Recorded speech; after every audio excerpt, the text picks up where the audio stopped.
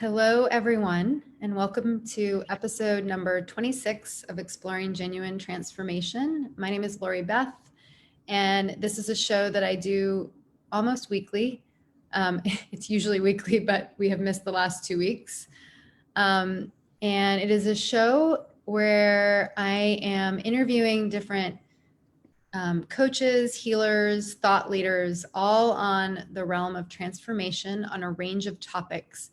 And one of the main purposes of this exploration is transformation for the sake of having more of yourself, for the sake of intimacy, for the sake of being more embodied and being able to really settle more into living this life, as opposed to transformation for the sake of getting what you want in life. That might be a natural byproduct, but what we are exploring here is a more steady and lasting transformation that doesn't necessarily rely on something external to fill us up. So that said, I'm really excited today to be interviewing Steve Seto. So welcome, Steve. Thank you for being here. Thank you, Lori. Yeah. It's wonderful to have you. Yeah, likewise. So just to give you a little bit of background about Steve, he is an intuitive counselor, but he's so much more than that. But that is what he is calling himself. And he has been fully committed to his spiritual path since 2001. And he'll tell you more about his story, but he experienced a spiritual crisis then, and that changed the trajectory of his life. And his work is, he draws from Qigong and martial arts and meditation and emotional work, but really the heart of his work is body wisdom and, basically a sort of exploring a spiritual path through the body. And let's see if there's anything else I want to add. Oh, what I just want to add is that I have personally had the opportunity to work with Steve in a shadow retreat and have had just a couple of sessions with him in the past. And I'm just really excited he has a very unique way of teaching and a unique, I think the way that you get at soul and the way that you engage in a spiritual path and support others is something that I've never encountered in my 20 plus years of exploring and being deeply engaged in various spiritual disciplines. So I'm just really excited for our audience to be able to experience you and the magic that comes out in your presence. So Steve has, in my experience, has a way of just getting to the heart of things and really almost through his words and through his direction into the body, kind of, bringing awareness to something that I know personally for me, bringing awareness to something that I wasn't like is so subtle or granular, as you call it, and kind of like bringing life to it, but also creating release from that place and creating deep relationship. So all of that said, yeah. All of that said, we are going to do an interesting thing today, which is that this is going to be a little bit more of an interactive show with me interviewing Steve in the middle. So he's going to start by leading us in a meditation. And in the end, we will also, depending on who's watching, there'll be an opportunity for some of our viewers to ask questions and directly work with Steve.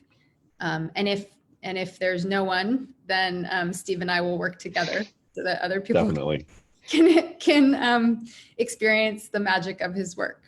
So yeah, seems like so I'll hand it over to you now. Thank you, Lori. Yeah.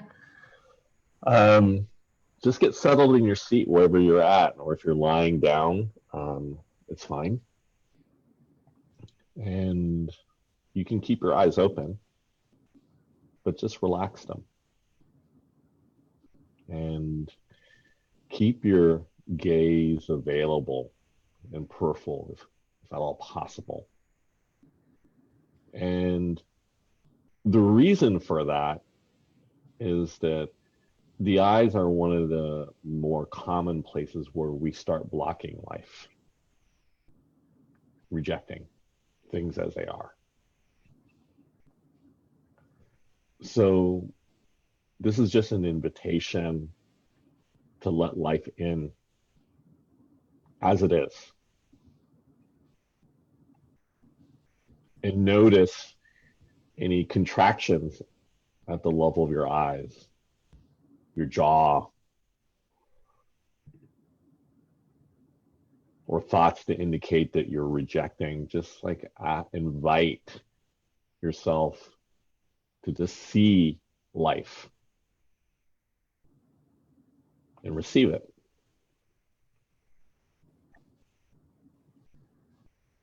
The feeling, if you can soften to it, would be like resting backwards onto a hammock.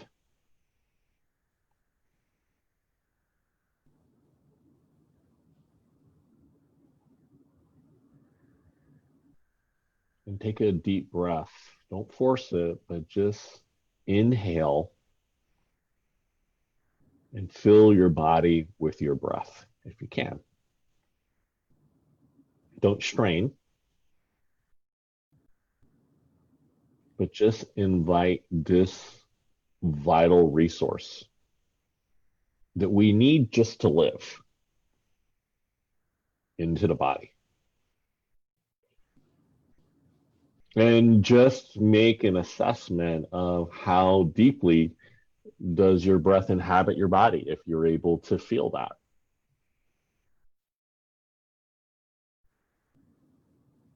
And when I say assessment, that's different than making judgments, like of good or bad. An assessment is just saying, like accounting, how far and how deep does my breath inhabit my body? And if maybe you can only inhale and you just feel it up to your chest, that's fine. That's where you're at. But it's important to know.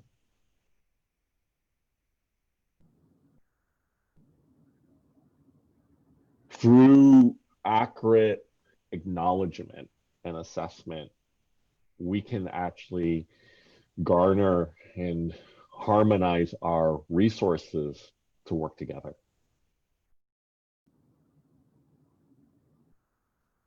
This is just an introductory journey of relating and listening to our human experience. At this point, it should be easier for most of you to maintain a soft gaze where you're just receptive. You're not fixated on any particular thing. You're just seeing, receiving, feeling, and breathing.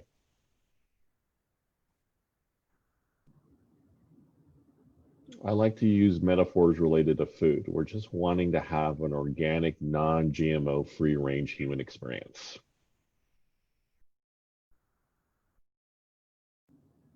Take another deep breath and just see how deeply does your breath inhabit your body now.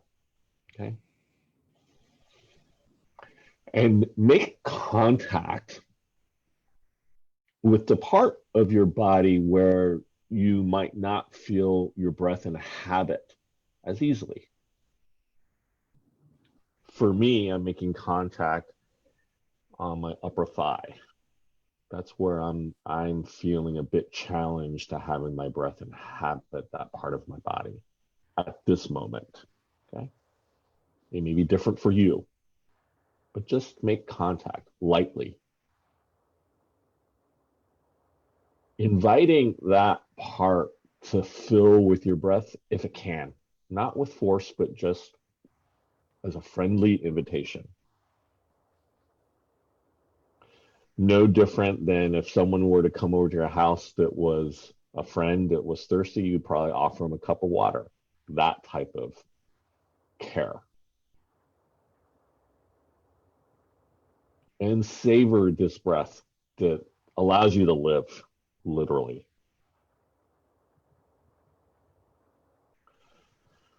We instinctively know that if we stop breathing, we die.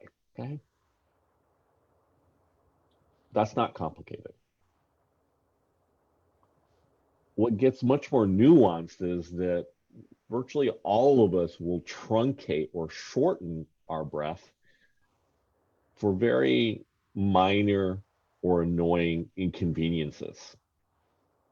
Like it's not a dire emergency. I catch myself doing it. I don't do it as much. But if you're shortening your breath, which is literally the lifeline to your life, over something that's just inconvenient or annoying, you're participating in some form of self-harm. It's minor, but it's cumulative.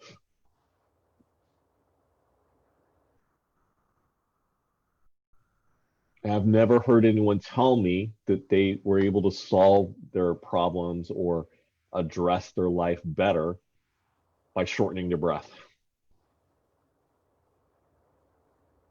by choosing not to breathe. So relax into it. Invite life's resource to land in your body. Appreciate this.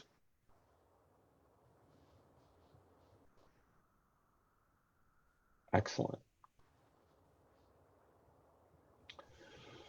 From here, place a hand on your chest lightly. It's almost like we're pledging to the flag, okay? Like hand on heart.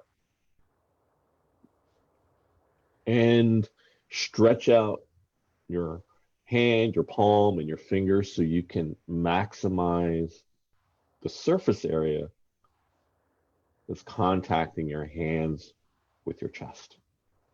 And just feel.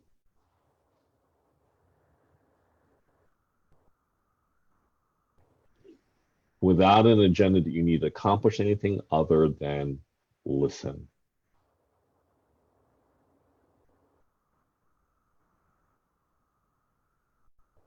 Over the years that I've taught this, I've said this to, at this point, hundreds of people.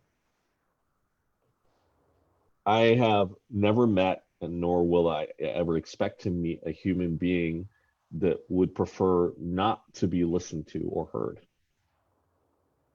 From any culture, any age, gender, socioeconomic background. We have an organic desire to be heard. That someone or something listens. And every part of our humanity, on whatever level it occupies in our space, has that natural desire. So with your hands on your heart, listen. With sincerity.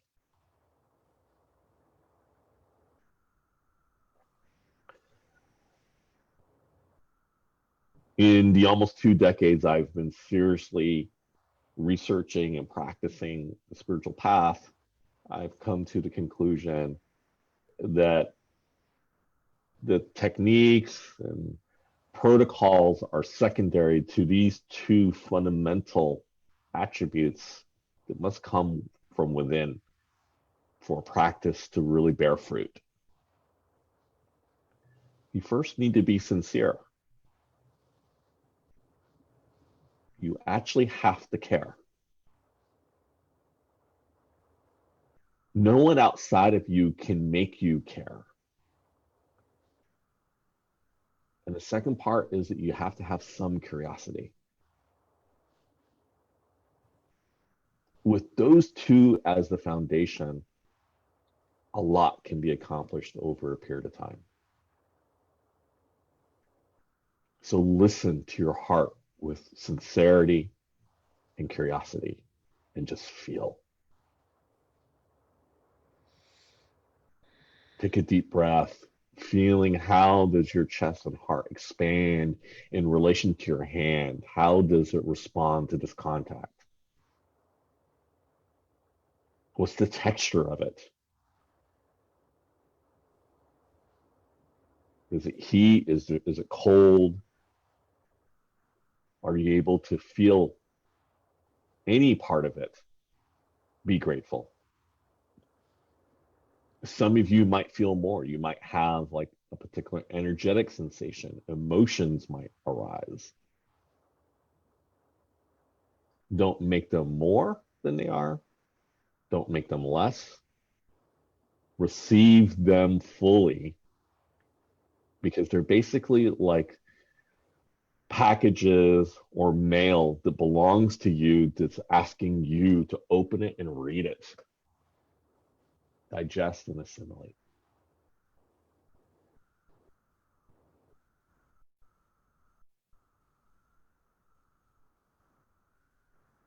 With your other hand, place it lightly on your belly.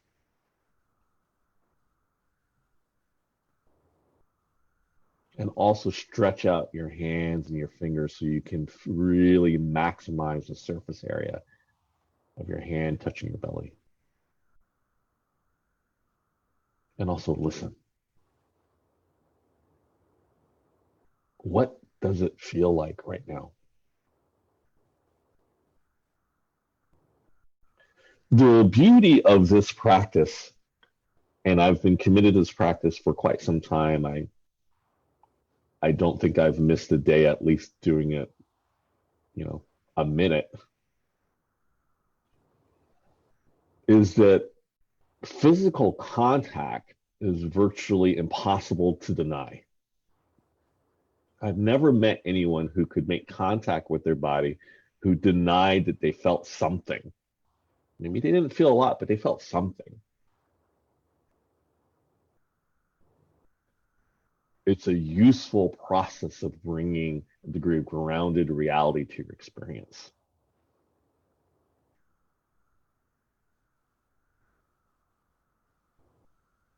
The heart and the belly are two massive energetic centers. Science has validated that there are neurons in the heart and in the belly that equate to basically another brain.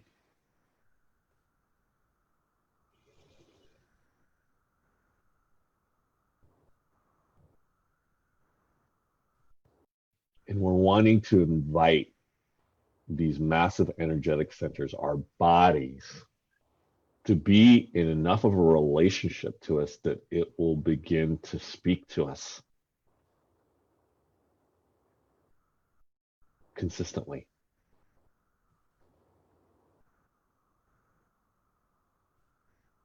See if you can feel your heart and belly at the same time. One hand on heart, one hand on belly. You might notice that one of them is more easily felt than the other. That's fine. You're just noticing.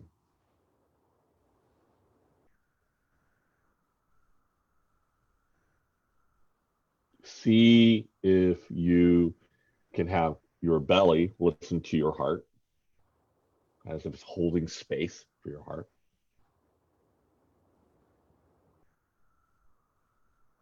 See if your heart can listen and feel your belly.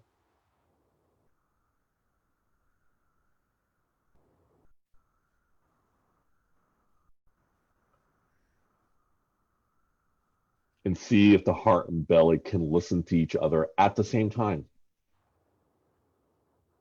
together.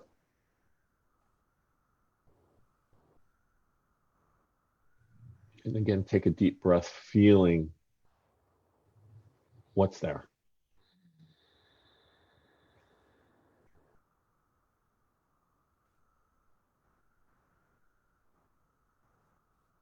I'm going to add in another layer here. With your hand touching your heart, it is easier for most people to feel love. I would say specifically love towards self. Any love that you have been able to engender towards a person, people, things. For now, direct that love to you, to yourself.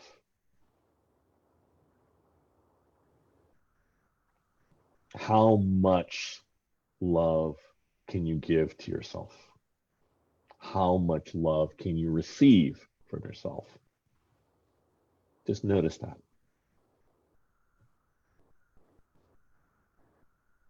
These are core nutrients of our humanity.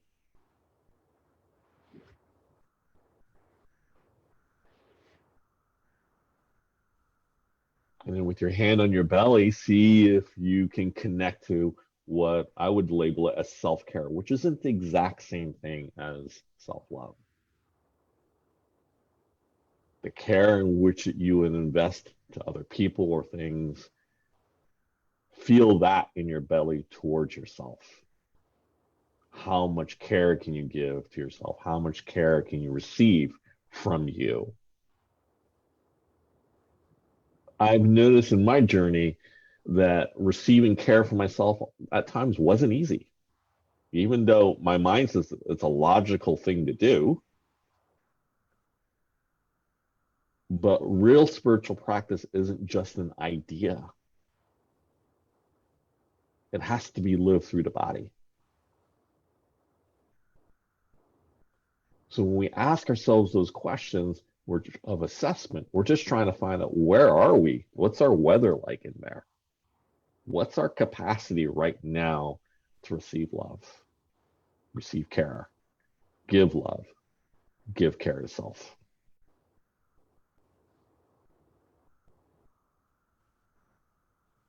This is an exceptionally inward journey right now that's not generally supported by most communities or families. Like, that's not how most of society organizes around.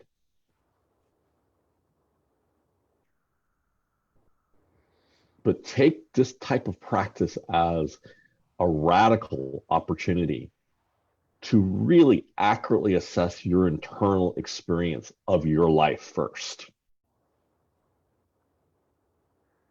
And once you do that habitually, what is it like to relate to other people and circumstances from that place?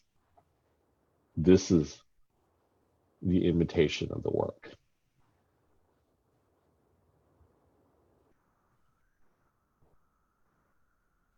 This is just the beginning, basic introduction, heart and belly for the work that I teach my clients and in courses is a classic pair. It doesn't mean that the rest of the body is irrelevant. This happens to be two of the biggest pillars that overwhelmingly I found that most people benefit from connecting to as primary sources of wisdom and core integration, emotionally and energetically.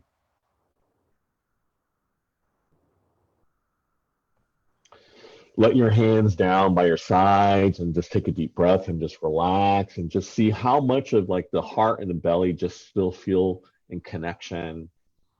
Opening your gaze to a little bit more normal and not quite as inward, and just see how connected you are to your heart and belly, even when maybe you're extending energy like I am, like to my friend Lori, just like, okay, I'm taking in my friend Lori in this moment. Mm. I'm assessing how connected to my heart and belly I can stay while being in relationship and receiving my friend and seeing her and feeling her, but not losing myself. Mhm. Hmm. Yeah.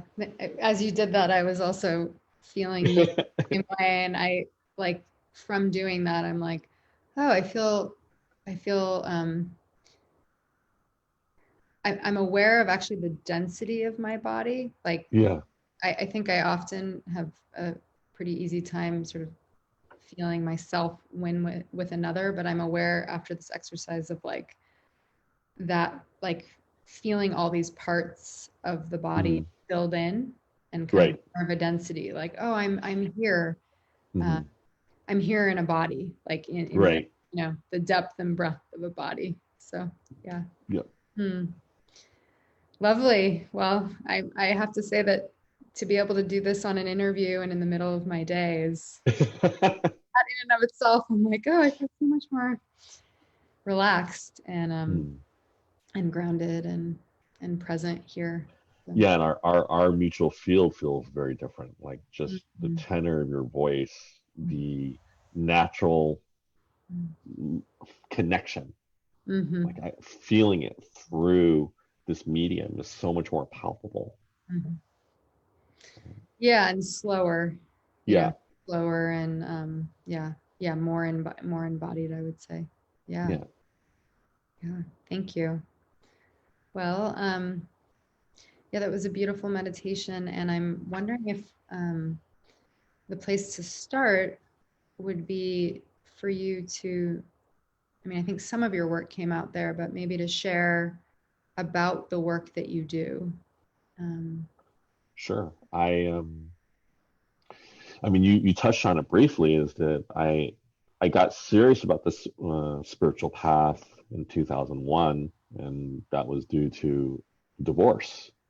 And I was in such deep pain and suffering.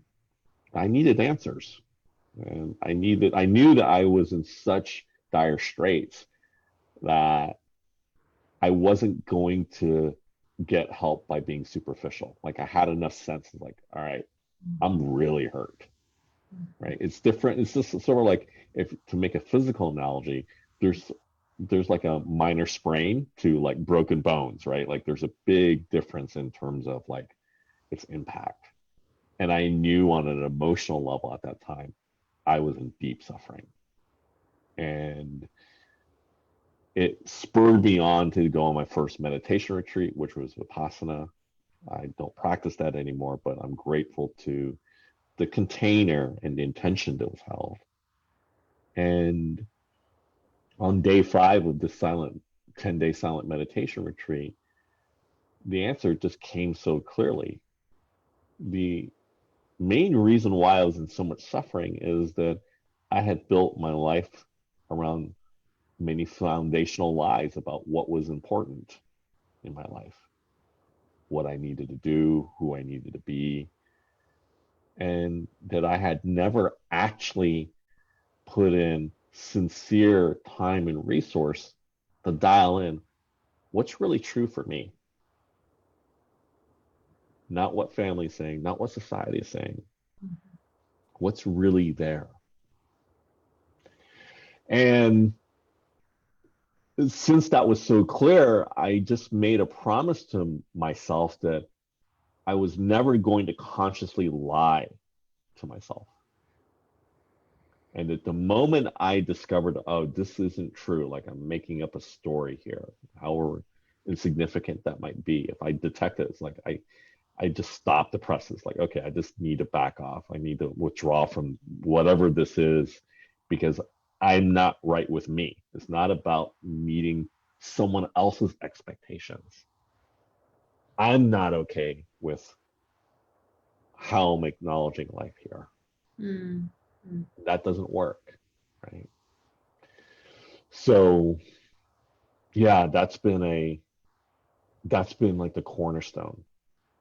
That's the foundation of everything that I do. And so everything that I'm involved in has been like a journey towards really deeply exploring the body, the emotions, and ultimately spirit. But it's body first. It's like the body's tangible. And from that contact, you can access everything else. mm,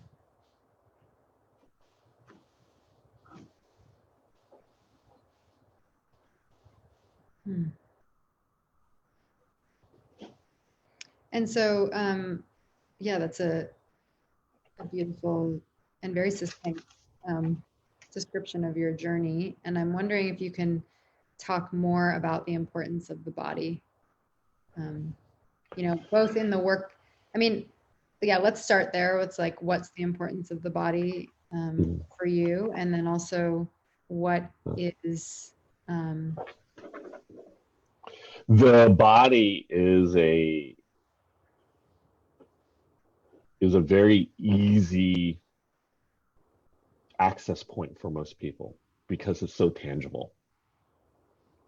If I tell you to touch your arm, I've never met a person who made contact with their arm and said that that doesn't exist. Okay. So I like to start with things that are hard to deny for people across cultures, gender, athletic, intelligence. It's not about that. It's like you feel something. Okay. And so I realized that since even unintelligent contact, even if I'm not checked out, if I touch, I still feel something, there's an effect. The body is something's happening, giving and receiving. That's useful. What would happen if we brought intelligence there? Like if you can if it's rigorous enough, even when we're checked out, it has a decent effect. Wow, if we brought real consciousness and real attention and skill here, wow, that there could be much more, right? So, and also in my journey with doing, let's say, emotional work, I noticed that just doing emotional work, feeling your emotions on an emotional body level, was never complete. Like there in order for it to feel settled in my life, it's like my body needed to be engaged with the process ultimately. Okay. It can't just be physical because I've done that. That's a different mistake where I was overcompensating by doing physical training at the expense of being emotionally congruent. Okay. I've done that mistake and I paid. But what I've noticed is that you need to be with both. You need to feel your feelings, whatever they are. You have the point is to be agnostic with the spectrum of emotions, the pleasant and unpleasant. So you don't go up to the table of life and say, I just want the happy ones. I just want the joyful ones. But I'm rejecting like the sadness, the grief, right? No, life is life. And if you want to naturally attract the force that propels you into creation of things that you're going to savor and want, whether it's material or an experience, you have to be open to how it impacts you, the full spectrum of how it impacts you. Not your idea, but something is happening. So body is very useful as a medium to ground out for real what's going on. This isn't just an idea. Something's happening. So that's why I use touch. It's like soft touch start. Just feel it. Listen. And then once that intention of listening is made, the body and its respective systems responds. It's like, oh, someone's listening to me. Someone's touching me. Uh-oh. I haven't met anyone who said this, like, oh, when someone's listening to me, someone's making contact, physical and listening to me, nothing happened. We have different levels in which that might happen. But I haven't encountered someone who says, oh, I had no change. There's no change in my experience emotionally. There's no change in my body. When I was held, I was listened to with care. And that's one of the basis of the work that I do. I love that. Yeah. I mean, I really got the feeling when you were talking of like it's making contact with these places, but when you bring in when you think about it as a mutual relationship in which like you're listening, right? Like some part is listening to another part. There's like a deep, it's like there's a deep holding, there's a deep love, there's a deep care that begins to come into one's experience. Like, you know, whatever these sensations or emotions or, you know, are in the body, it's like actually making contact with them, you know. And what I'm feeling is like, not for the sake of anything, but making contact with them. Like, right. Like you would listen to a friend, like without giving any advice, just like, oh, I'm here and I'm with you. It's one of the, you can take the what is probably common sense to most people who've had at least one successful friendship, is that if you have a friend who's in trouble and says, I need help, if you care, you're probably going to meet with them and listen to them to say, what's going on? It's a pretty natural human thing. Okay. So yeah, your body parts, various emotional parts, have that same need. And they don't respond well when there's an agenda, right? It's like, we all know what it's like to be with someone in a relationship who's not listening and has their own agenda. They're trying to drive what they want as opposed to actually listen to what's going on with you. That doesn't feel great. All right. If that's the case, then your smaller parts of your humanity are not going to like that either. It's like, oh, I'm only listening to you, so hopefully you'll get on board so you can have me have enough energy to work on that website or earn that money, right? Your body senses that manipulation. It's like, oh, you're not interested. You're just trying to find another way to manipulate me. Not good. We instinctively know when something's a real need. Okay, so I'm not being practical. If there's a real emergency where you're like, oh, there's a physical harm or something that's really consequential, if you recognize it, your body naturally wants to move and do something. We need to trust more of that inherent coding and let that like actually come alive, and drop as much agenda as we can around like, oh, I gotta get this done. Unless it's really real, you should just listen as much as possible and be patient. And then let the information, the feedback, and ultimately, when there's real trust with that part of you, wisdom shows up. But that's earned. It's no different than most people only have, I would say, a handful of truly close friends, like that, you know, if you're in trouble, that you can really rely on are going to have your back. Okay, but that's earned.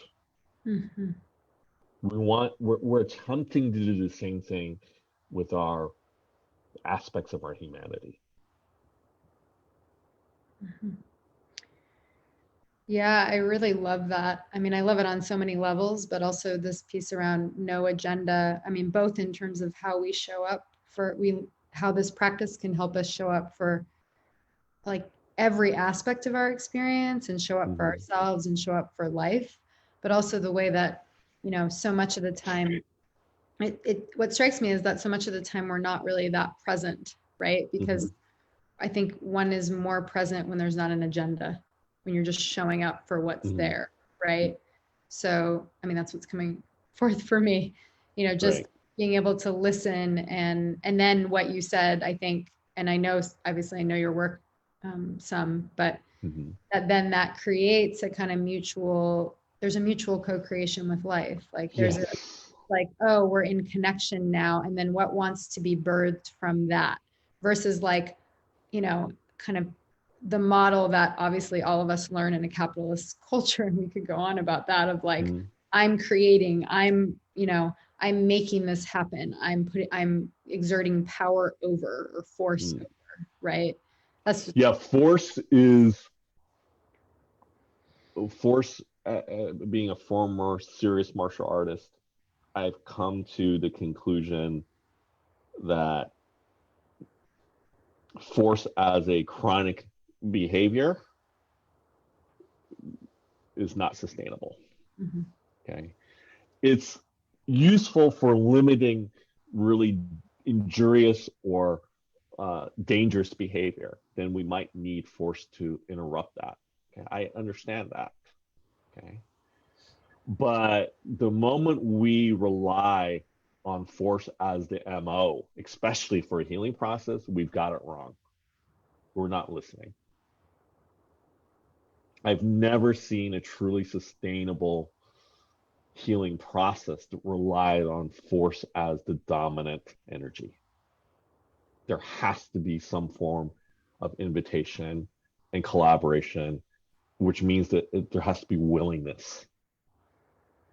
And we notice just from doing even small things, it's like if someone in a group doesn't want to do something, it's like force can never make that collaboration be harmonious. That's just not true. You can only keep them from doing something bad, but if they're not interested, if you don't have their buy-in, you don't actually have a collaboration. You just have what I call a sustained truce, okay? Mm-hmm. At best. Mm-hmm. Your body and emotional parts work similarly. It also has the desire to breathe in life and actually become something with you if a space or context opens.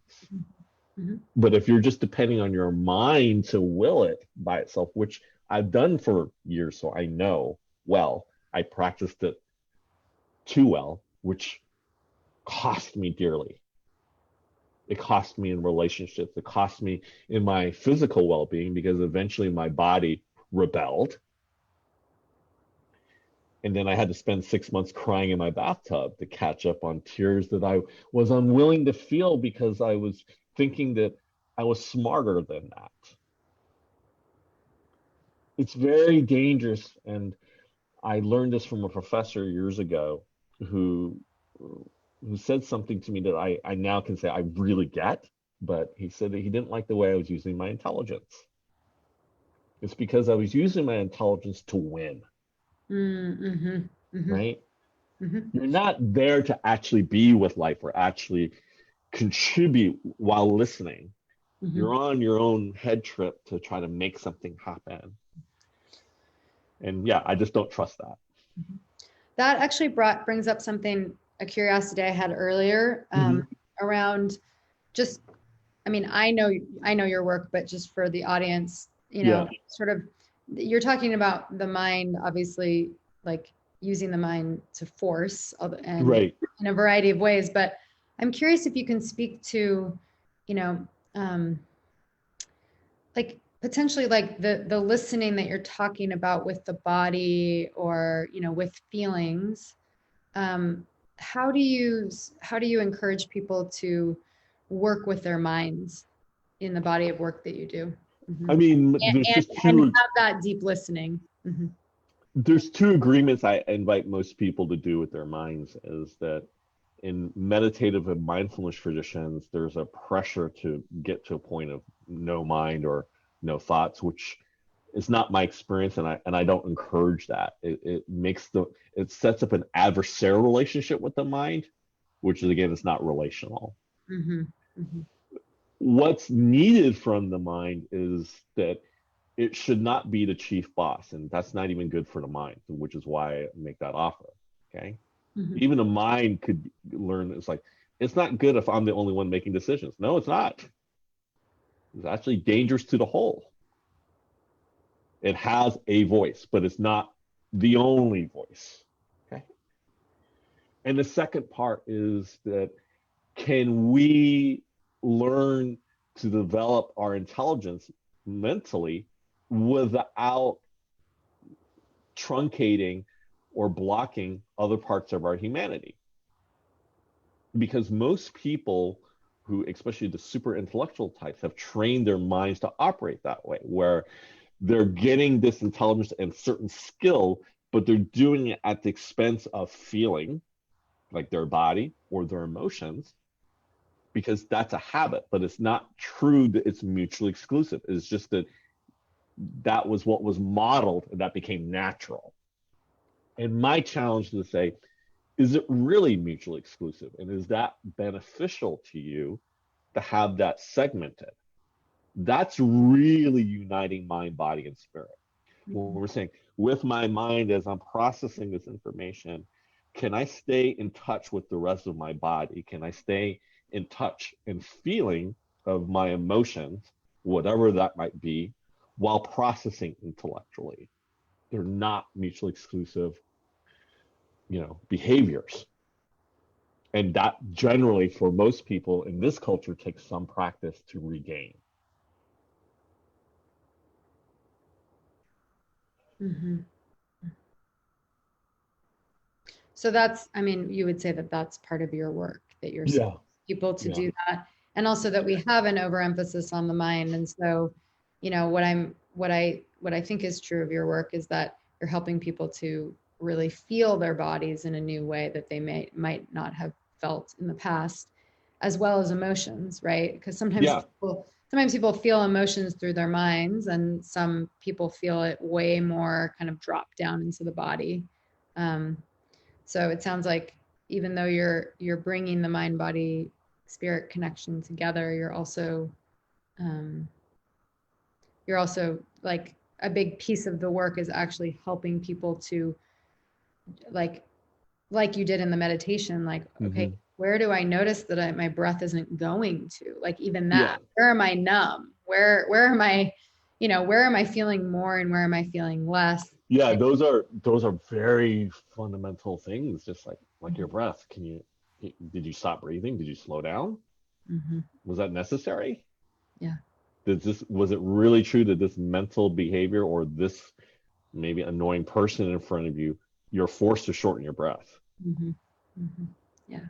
And those things begin to collapse belief systems that have us run algorithms or programs in our nervous system that are not they're not supportive to our full humanity. Mhm. Yeah, so we have about 5 minutes, so I don't think we're going to get to you working with any audience members today, but we can do a part two, which will be really Yes. fun. We can do more of that. And Yeah, that'd be great. I think the meditation at the beginning also really, gave people a sense of you Hmm. and your work, at least a beginning sense. Yeah. Um, but as we come to a close, I'm wondering if there's anything that you want to add about um, just about how you work with people.